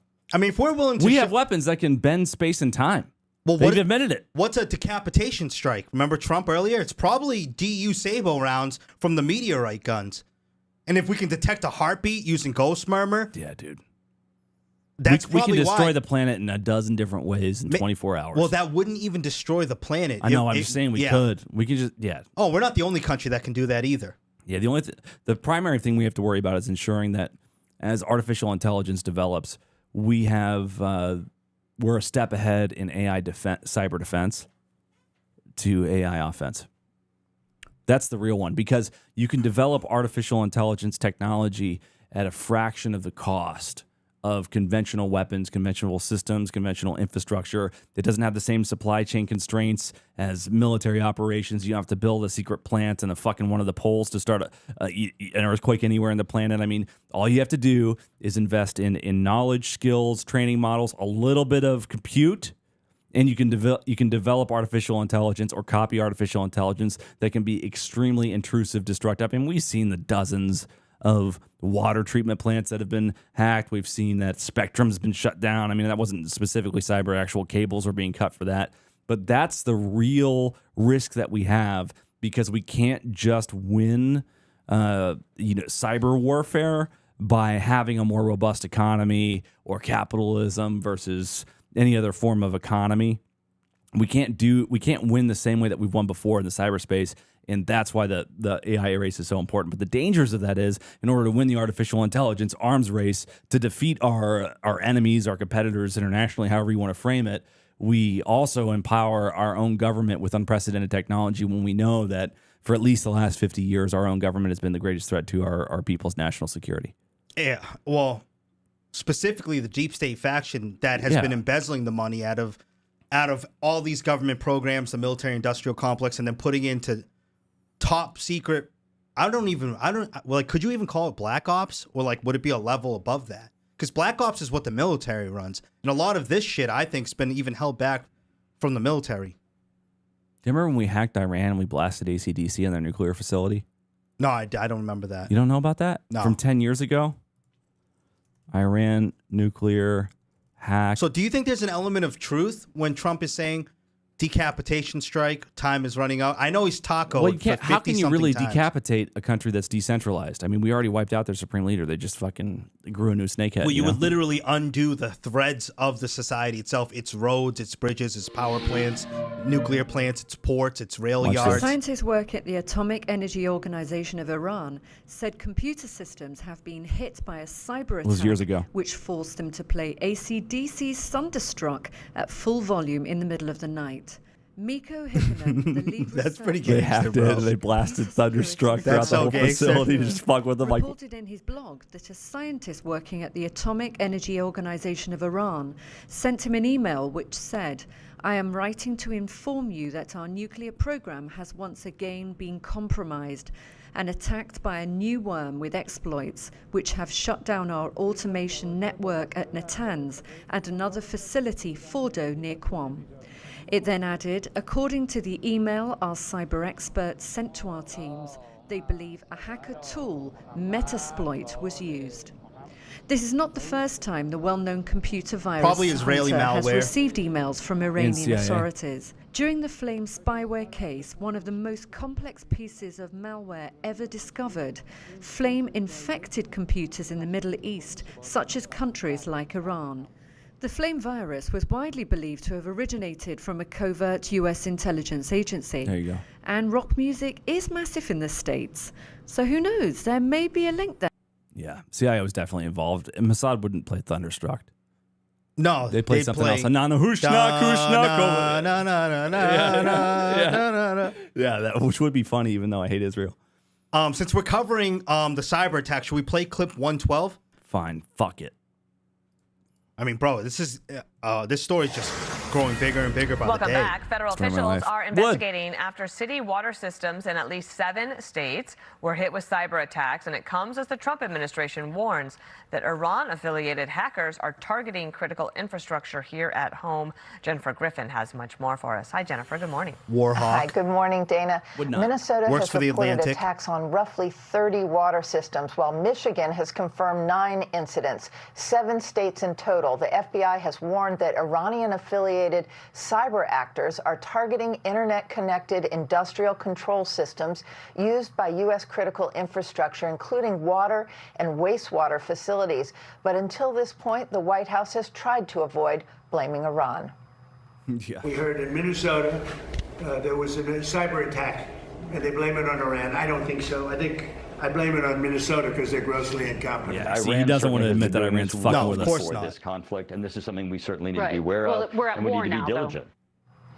And that's only That's happening. Such fucking bullshit. Yeah, well, dude, that's I fucking the cloak hate and this. dagger right there. That's the deception. He's not going to admit that internet outages are happening, that flights are being it's grounded. Minnesota's. It's Ilhan Omar's fault. It's not fucking my fault for triggering Iran. But It's not our fault for making fucking Thunderstruck play in their nuclear facilities 10 years ago in conjunction with Mossad. It was they don't. They haven't developed their cyber defense at all over the last 10 years since we've been hacking into their nuclear facilities or since we've been bombing the fuck out of them. They haven't. No, it could not be Iran. Has nothing to do with the fact that oil prices are because the fucking gas companies are just cranking shit up. Has nothing to do with the fact that we shut down 72% of the world's oil exports in a conflict that was totally unnecessary, you fucking faggot. No, but this is a legacy from Obama and Biden, too. Obama, remember, he switched everything from analog to digital, and he did it with the cable systems first. So we have these programmable logic controllers. Everything used to be done manually at these water treatment plants. So they digitized everything, connected it all to the internet. Biden let in these 20 million to 40 million invaders during a 4-year process. I'm sure Obama did it, too. And now you have the end result. You have all these saboteurs everywhere. You have all these weirdly autistic savants that are being like China's 10-cent army. Iran's very capable cyber warfare wise. They're a brilliant group of people. They're not fucking stupid. They shouldn't be underestimated. And they're in our society, embedded here. And so we've been open to this type of attack for a while now. And now you're just seeing the end result of it. Why are you looking at me like that? Because I'm pissed off. Yeah, I mean, it's not going to help, you know? We can get mad. We'll drive home and play some AC/DC and go, He was supposed to bring balance to the Force. Yeah, he's our Anakin, He was supposed bro. to defeat the Sith, not join them. You fight with the army you have, not the army you wish you would have had. Remember what Phil said on Timcast? No, I don't remember what Phil said, but I believe him. He said something like that. I'm sure I butchered it. Yeah, that's a really nice thing to say. If you're fucking coping. Love Phil, but fuck, man. Yeah, I mean, as long as we recognize, and we seen that Tucker meeting with Marjorie Taylor Greene and her husband, Joe Kent, his wife, Tucker there, Massey there. Remember that picture that he put out on X? So we see the formation. I don't want a third party. I want a force strong enough to hijack and push out the neocons, like you were saying. So you see the formation of independent political thought. You see the basis, a foundation coalescing at this time. It's the best we could hope for, instead of not having these independent actors going out, stumping for their own party, stumping for their own wing of the Republican Party. Like, that's a good sign. It's a good thing. 8 years in politics is nothing, bro. You know that. That's like a second in our eyes. Especially when a country as massive as America, with all the vested financial You can get interests. so much fucking done in 8 years in politics, dude. But I'm saying there's still hope. You don't have to lose hope. Hope is soap on a rope. You might drop the soap, but you can wiggle it back to you without having to bend over and look over your shoulder in a prison. Gore Nurga for the 10 jewels. Thank you, Joe Man Cartel, for the $5 super chat. You ever watch Star Trek, the holodeck? We should have that now. 500 cigarettes. I do remember that scene, yeah. What's that? Star Trek holodeck or holodeck? Holodeck. Thank you, Navy veteran, for the super chat. We definitely need more Bach, too. He's funny. Too Bach's funny. the man, dude. So many fucktards ruining our country. Nice rant at Chase Geiser Network. Yeah. Hey, we really appreciate that, man. Thank you. That's the shit that keeps me going.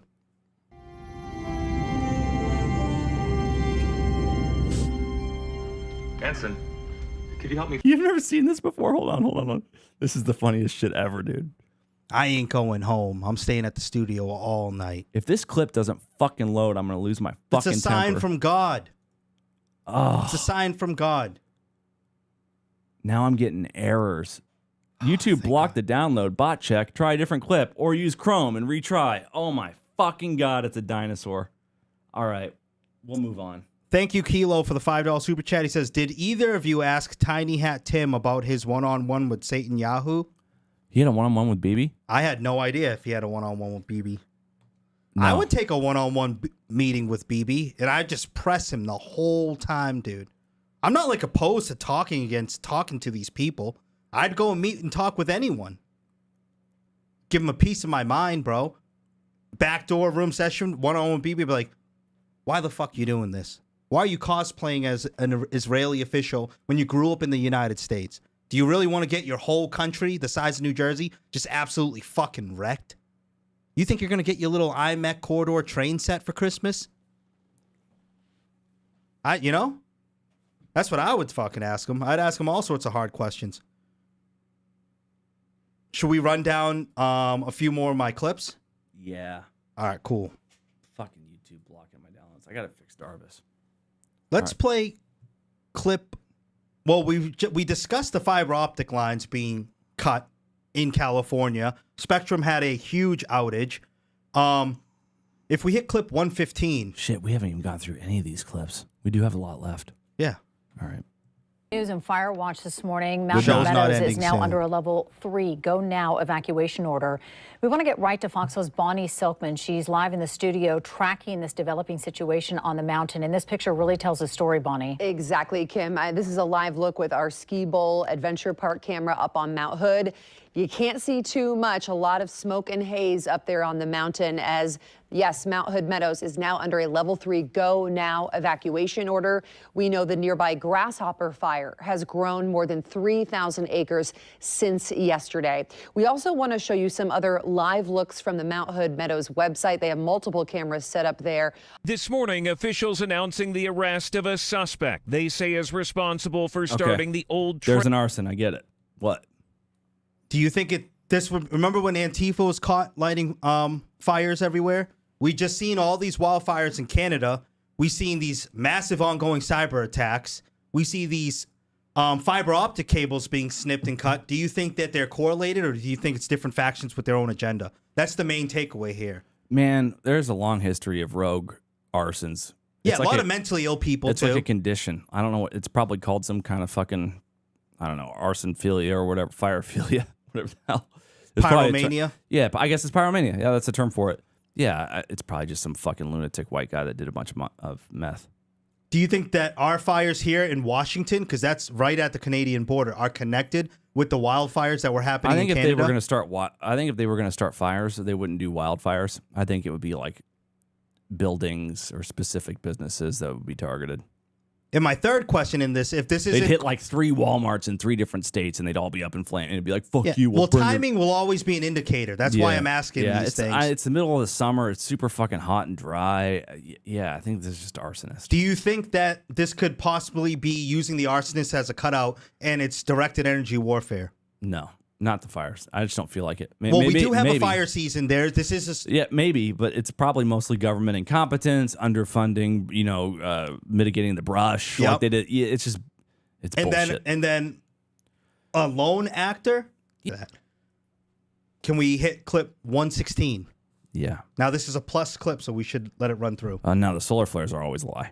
Always. Well, that could impact radio no, we're going through a solar maximum right now. The agency recently recorded an X 2.7 solar flare. That's the highest category. You know, of I its kind. fucking told you. The sun's most active region is currently on moving this to show. face Earth. Every time there's a fucking outage in the United States, whether it's T-Mobile, whether it's AT&T, whether it's Verizon, they're gonna whether blame it's the solar internet, flares. I said that, and now we got solar flare news within 3 fucking days of massive outages. Well, let's play this clip. because this is the implications for Canada and Europe. Fucking said this, dude. We're connected on air to before, at yeah. least twice. I remember. The Danube have fallen to exceptionally low levels, in some places breaking records. Okay, heat records. No, this is important. This is the Mammoth. Significantly more difficult, potentially forcing vessels to carry smaller loads, causing commercial shipping on parts of these routes to grind almost to halt, or requiring operators to adopt more cumbersome alternatives. Major European industries, including oil refining and chemicals, could therefore face severe disruption. Operators must instead divide cargo between several vessels or shift some freight to road or rail. We're here on the banks of the world-famous Yellowstone River. People do come from all over the world to say they've fished the Yellowstone. And May 6, 2024, Insider Paper. New. Sun produced at least 2 strong solar flares that sent plasma blasting toward Earth, which could impact radio communications and create vibrant northern light displays across the northern U.S. My reply, May 6, 2024. So there may be a cyber attack, and the government wants to be able to say it was a solar flare. Got it. It's fucking 2 years ago. Let me see if I said anything specifically on Twitter about space weather. I'll search my profile for those That's words. also a real thing, though, not just a cover story. October 2nd, 2024. Breaking. Earth is set to be hit by a geomagnetic storm on October 5th, which could result in blackouts, disrupt satellite communications, and cause damage to the power grid. Oh, when they know there will be a cyber attack, they always hype the space weather. They're anticipating more cyber attacks in the United States, and they want to blame reports. So next week, we're going to have or later this week, we're going to have massive cyber attacks resulting in internet outages, cell phone communication outages, and they're going to blame this report on the solar weather. They're going to cite the fucking Danube. It's exactly going to happen. So be ready this week, guys. There's going to be flights that are delayed. There's going to be airlines down. There's going to be cell phone outages. There's going to be internet outages, and they're going to say it was the fucking sun, but it was fucking Iran. Because Trump administration doesn't want to admit that this war is costing the American people much more than is explicitly being admitted. 100%. Let me that is the expand biggest on that a fucking little prediction, bit. dude. So, but you're actually seeing the physical effects in the environment also. These massive heat domes in Europe, all these wildfires everywhere. Rivers are drying up. Dude, solar flares don't cause heat waves. They cause magnetic disturbances, lights. It's not the same thing as like, oh shit, the sun's flaring up, so it's going to be 10 degrees saying hotter. There's another component of this, and I'm saying directed energy weapons. Yeah, maybe.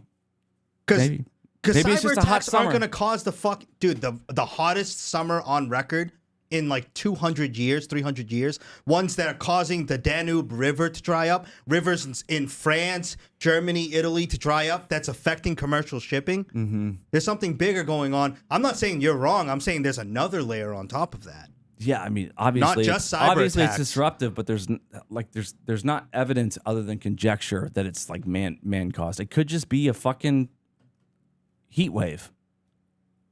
There are droughts that happen every once in a while, bro. At the same time, they're restricting energy where people are dying in record numbers from heat stroke. People are always dying in record numbers. Where people always painting their roofs blue. Dude, I'll tell you what, man. Blue Man Group didn't die in Hawaii. No, they're safe from every directed energy weapon. The Amish and the Blue Man Group are all that's going to be left when this is all fucking over. It'll be the Amish jamming with the Blue Man Group. The interesting thing about the weather in Europe, if we play clip 117, there's a ton of shit that's being unearthed. The interesting thing are about the being weather. recovered from the banks of the Danube River in Bulgaria, as low water levels reveal things long buried in the river mud. Okay, they found a fully intact mammoth because the water line has gone down. Yes. You don't think that's fascinating? No. You know how they already found them in ice in like Alaska and shit. Who but gives they're a fuck? They're not going to distribute that DNA with everyone. So this means another player enters the game with Colossus. When they brought back the dire wolf, which I don't even think they really did that, some sort of weird hybrid mutant. Nobody gives a fuck about a woolly mammoth. You don't give a fuck about Jurassic Park? No. Well, I don't know what world you're living in. They're bringing back alleged dire wolves. They're going to bring back a saber-toothed tiger because they have the DNA. They're bringing back the woolly mammoth. And it's not just Colossal Industries that are going to be doing it. It's another player that's going to get their hands on that DNA. And you don't think that's fascinating? Nope. Well, then you and me are going to have a long talk, mister. I don't give a fuck after about a this woolly show. mammoth found in a fucking river. Well, you're going to give a shit about velociraptors? You're going to give a shit about... Not worried about it at all. Stegosaurus? That's like number fucking 800 on my list of things to be concerned about. No, I'm not saying be concerned about it. I'm saying it's fascinating, You bro. said be worried about it. Did I? All right, well, let me reword it. You don't find that to be interesting, sir? If I saw... If you could bring your daughter to a prehistoric park. When we see a cloned woolly mammoth, then I'll be interested. Dude, it's happening. That's what the end of that clip was. Mm-hmm. They expect it to be done in the 2030s. Yeah, okay. Well, then let's talk about it in 10 fucking years, if we're still even on the planet. See what I'm saying? Yeah, I guess now, so. if they found a woolly mammoth skeleton that had a human head, I'd be like, what the fuck? Like, no shit. I know what a woolly mammoth is. They found more bones after we already discovered bones. Like, yeah. I don't give we discovered more than I'm the not bones. giving you shit. No, I'm just... I understand, but maybe I'm just more autistic than you are. Dude. Because I see the implications of this science, like, projecting out into the future. Yeah, Jurassic Park. That was, yeah, I get it. Yeah. They found... Fucking from now on. Jesus Christ. We don't have to do a rundown. I mean, I ripped a clip from your ex of... Fuck that. I don't want to talk about Thune and yeah. his fag-ass fucking save act, and we already hit it. Yeah, Mark Wayne Mullins catching a bunch of fucking flack right now because he said immigration reform is impossible. I thought this dude was actually kind of chill, but now I've kind of changed my mind on him. There's been more nationwide recalls of food that's storable. Frozen produce, ready-to-eat meals that can be put in a freezer storage. World War III is closer than ever, so they're just taking the food and putting it in the underground bunkers? I think so, yeah. Smart. There is real contamination for sure, and I'm sure bad actors are even poisoning the food supply, but the amount of shortages that we've been covering over Maybe the that's past why they 2 burned all weeks, those poultry farms. Maybe they took the chickens and they had to burn the poultry farms. And I wouldn't be surprised, bro. Well, we've seen a couple of them getting blown up, too. Yeah, you take the chickens and then you blow up the facility and you say, that's why there's not the chickens there anymore that you ordered. I didn't even think about that. And broiler chickens, like the white chickens that you see, those are artificially made. You have to make them through insemination. So that's not even a natural Wouldn't product. it be funny if there was footage of that? The poultry farm blown up and you see all these fucking chickens flying through the air. Like Angry Birds? Yeah, just fucking going. Like, okay, when it exploded, how come there weren't chickens flying in the fucking... You would think you'd see some chickens flying everywhere. Was there any footage of any burnt chicken? No, you just seen the footage. footage. Further out you go, the more like, the less cooked it is. So are you with me that they're actually recalling tons and tons of food? That one I believe. Yeah, and stocking up their own stockpiles. Yeah, maybe ahead not of in war? every case, but like as a general tactic, yeah, I think that. And I never thought of it before. You gave me that idea, and I totally think so. Yeah, 100%. Well, that Steve Quayle told me that. Shout out to Steve Quayle, sir. We hope. Speaking of poultry, we love Mr. Quayle. Yeah. I know you get a little bent out of shape when I cover the new disease and we the new gotta skip pests. it. We do it too much. Yeah. There's more fucking wasps and diseases and shit. Well, it's not more wasps. Africanized bees and those Japanese wasps that, those huge ones. Yeah. Yeah, they've been. And don't they die after they sting you? No, the Japanese wasps bite you. Do they die when they bite you? I don't know if they. So they're I not don't really. think they do. They're not really a kamikaze wasp. No, I never said they were kamikaze wasps. I know, but if they're Japanese, an over-aggressive, I mean, it'd be massive awesome wasp. if there was an aerial Japanese insect that died every time it struck you. That'd be so fucking Japanese. Yeah, only if they wore a headband.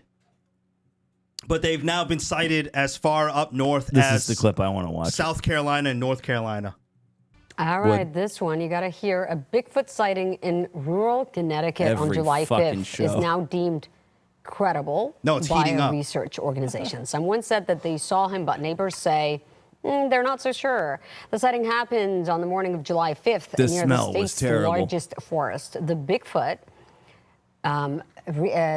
Field Researchers Organization is dedicated to documenting credible encounters with the creature. So they say the eyewitness account was so descriptive, the researchers gave it their highest level of credibility. Resident Richard Fedor has lived in Voluntown, Connecticut for 30 years. Every once in a while, if it's really quiet and still, you'll hear like a branch pop in the distance. It makes you wonder, what's walking around back there? And he said the woods where Bigfoot was spotted has 26,000 acres and is a mix of thick, dense trees. It has several water sources as well. And he says if Bigfoot is in Connecticut, this just might be the most likely location. That was the most bullshit clip I've ever seen in my entire fucking life. So the title was Bigfoot sighting in rural Connecticut deemed credible. And all we saw was a clip of a woman saying somebody saw Bigfoot with still images of branches and trees and a dude in a polo that looks like he's about 50 pounds overweight saying every once in a while in the distance I hear a tree branch snap and I wonder what that was. What the fuck is the new development in that clip? The new development is that different I don't know if they're paleontologists. What would you? A paleontologist digs up bones from the Paleolithic period. Biologists from different government agencies are starting to be like, because I didn't get the footage from that. That's obviously B-roll because they want to keep their credibility, so they're not playing the footage. But there's been a rash of sightings from Ottawa all the way down to the Northeast. That guy from upstate New York, who's wicked funny, Snake the Bigfoot Hunter, down to Connecticut and New England. And I think this is the age of disclosure. I think various cryptids are going to become more pronounced. They're going to become emboldened ahead of some sort. Like, you don't think that, you think everyone's just making it up? Yeah. Then what about the people in the past that even have these things on cave walls? Mm-hmm. You think J.R.R. Tolkien was the first guy to make shit up? No. I don't think J.R.R. Tolkien was the first guy to make shit up. But do you believe in human-animal chimeras? Chimeras, yes.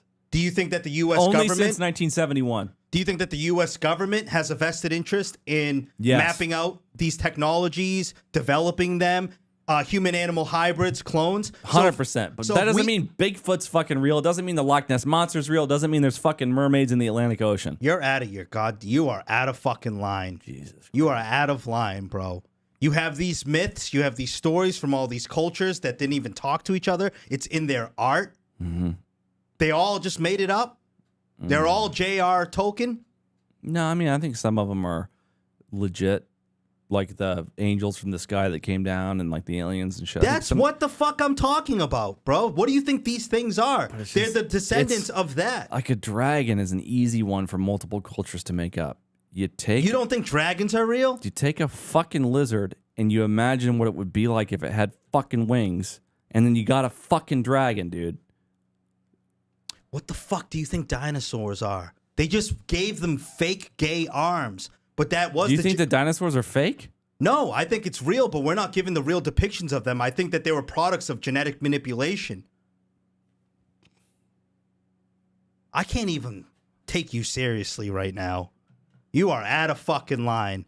I'm telling you right now, it's not that a certain cryptid here or a certain cryptid there is real and most of them are fake. I'm telling you all of them are fucking real. And this is the age of disclosure. And if we have the technology to replicate and create monsters like that now, and fallen angel technology was real back then. I find it more likely that the dinosaurs and all that bullshit was natural, and that the collapse of them was on purpose in order to reset and genetically manipulate the next generation of life on the planet. So maybe the planet was found and it had dinosaurs on it, and there was a fucking reset, and they used a little bit of this, a little bit of that. And well, then why wouldn't you believe in Loch Ness? None of them survived. There's essentially a dinosaur. There's a fucking picture of what looks to be like basically a long necked dinosaur sticking out of the Loch Ness lake, right?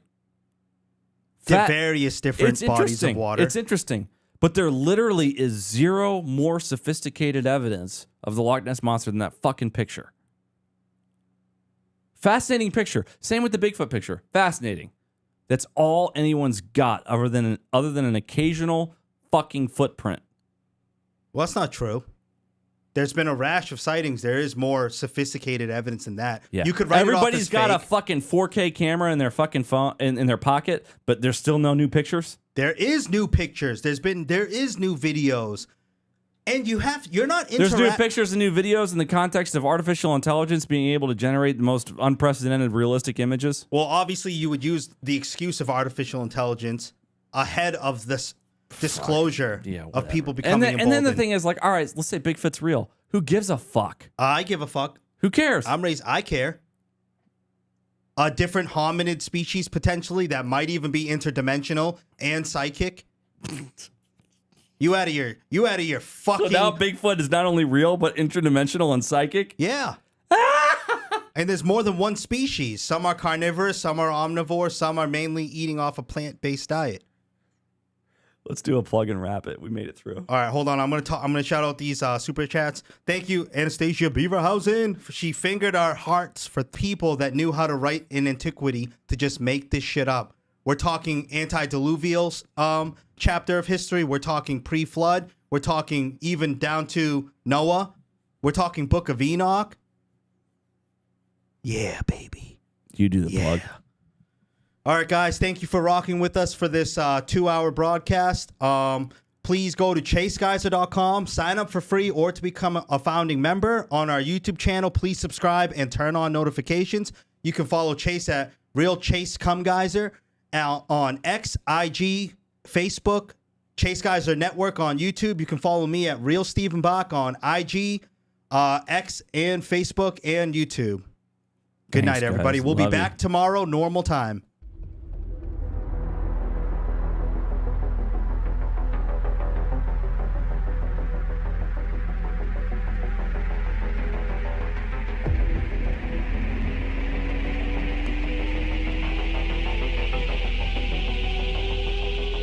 Chase Geyser Network.